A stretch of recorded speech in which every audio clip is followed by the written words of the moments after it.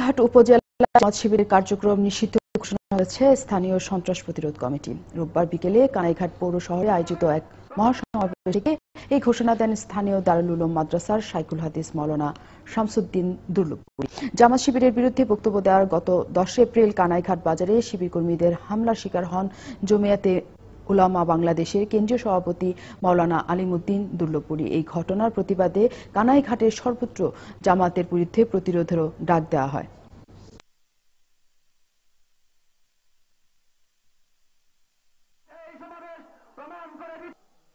দুর্লভপুরী হুজুর দামাত বরকাতুহু মওজুদি সাহেব উনিও আলিম নয়, ইলমা ওয়াল উলামা ফাকাত তাহাওয়ানাল্লাহ। যদি হেদায়েত তাদের ভাগ্যে থাকে তো মুহাদ্দিস হযরত মাওলানা জামাত শিবিরকে অবাঞ্ছিত ঘোষণা দেওয়া হলো।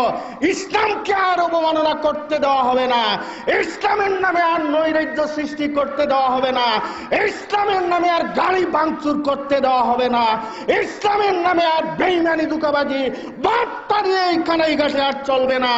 আমরা চাই কানাইঘাট জামাত মুক্ত কানাইঘাট গঠন করতে আমরা চাই।